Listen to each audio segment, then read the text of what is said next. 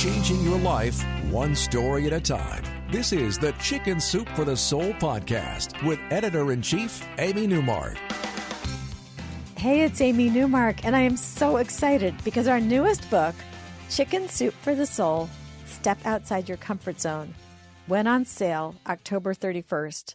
I think it's appropriate the book came out on Halloween because that's part of what the book is about. It's about doing things that are scary.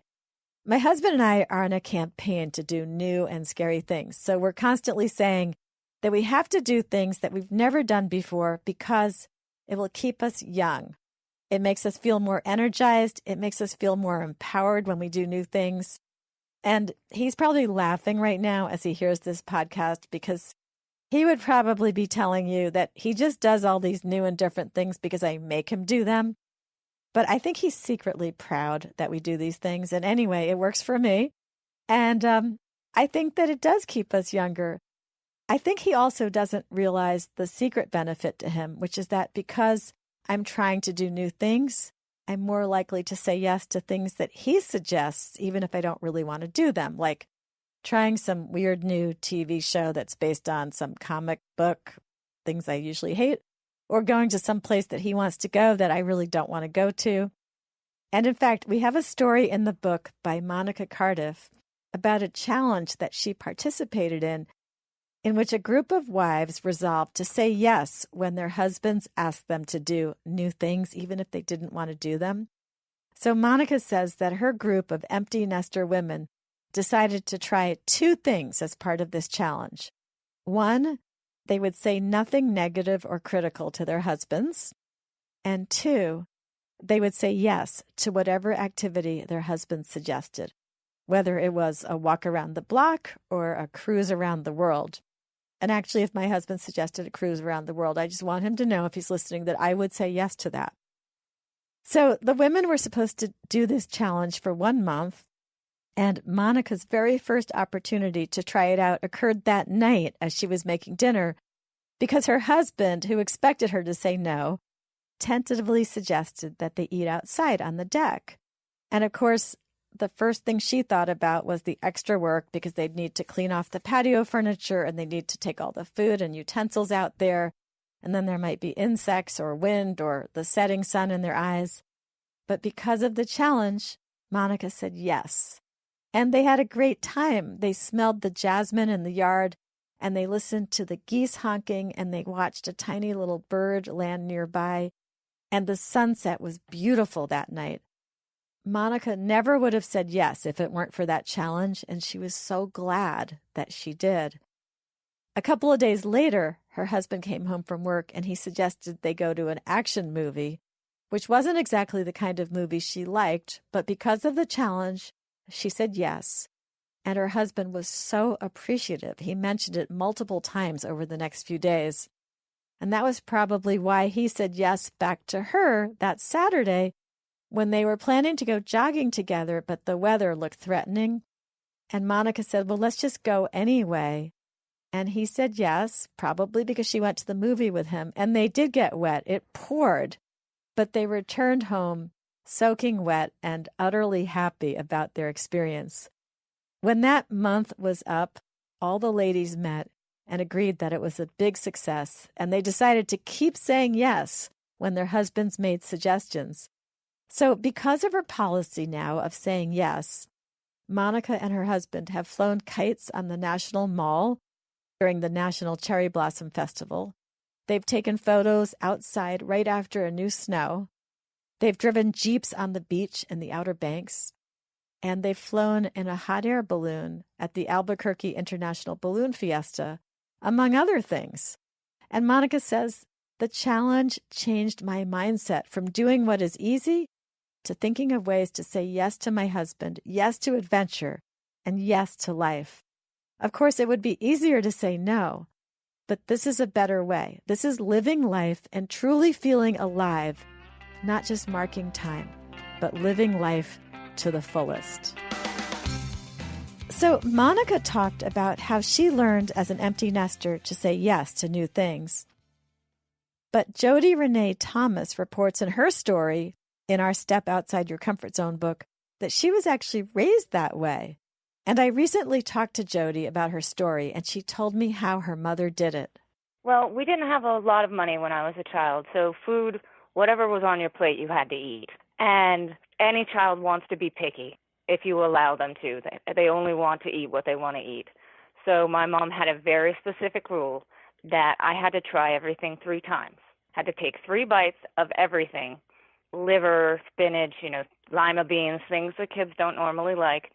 And if I didn't like it, then I never had to try it again.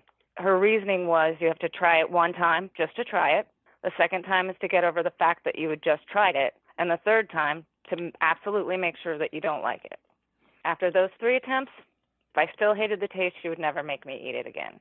So even though Jody's mom only used that strategy for food, Jody decided, even as a child, that she would apply that strategy to her whole life.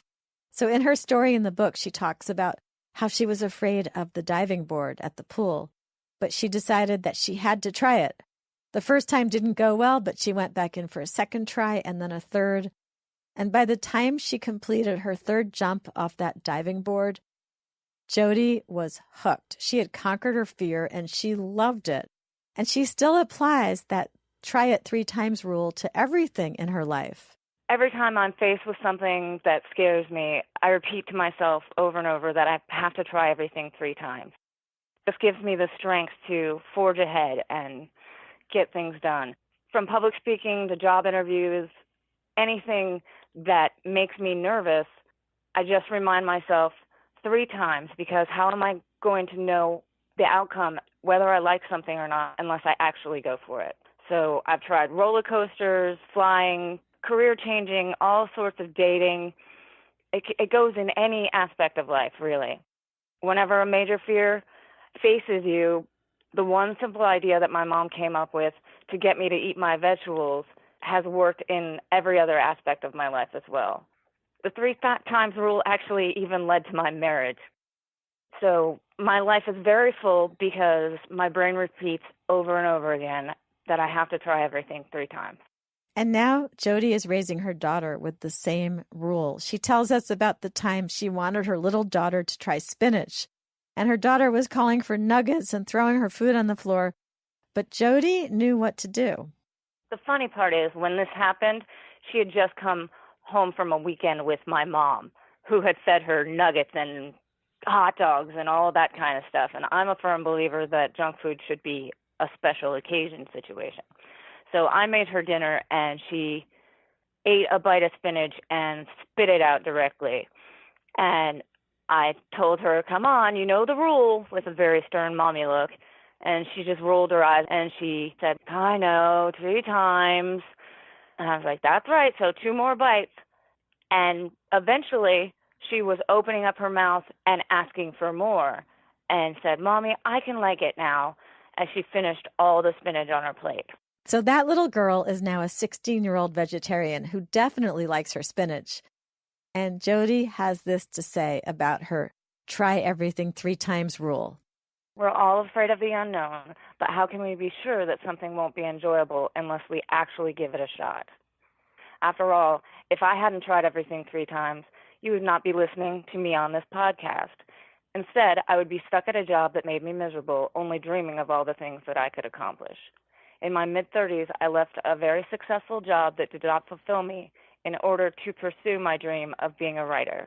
After 2 rejections, I took a deep breath and tried for a 3rd time, all while picturing that diving board that I was so scared of. I have now been happily living the life of a writer ever since. I find those 2 stories so inspirational. Monica explained the benefits of just saying yes, and Jody explained a simple but effective rule. Try everything 3 times before you reject it. And this is why I am so in love with this new book about stepping outside your comfort zone, because who doesn't want to expand their life? I'm Amy Newmark. If you'd like to learn more about this new book, Chicken Soup for the Soul, Step Outside Your Comfort Zone, you can find it on our website, chickensoup.com, where you can read some great tips from the book. It's available at Barnes & Noble, Books A Million, your local independent bookstore. In Canada, it's available at Costco and Chapters Indigo. It's available at Walmart, Rite Aid, Target, Kroger, Amazon. wherever else you buy your books. And come back Friday to meet one of the most interesting people, Donna Goldberg, who was the second of the 58 children of a well-known polygamist. Her mother, Irene, who wrote a story for our new book about dreams, was the second of 10 wives of the same man. And she wrote a best-selling book about leaving that sect, which had actually been banned by the Mormon Church.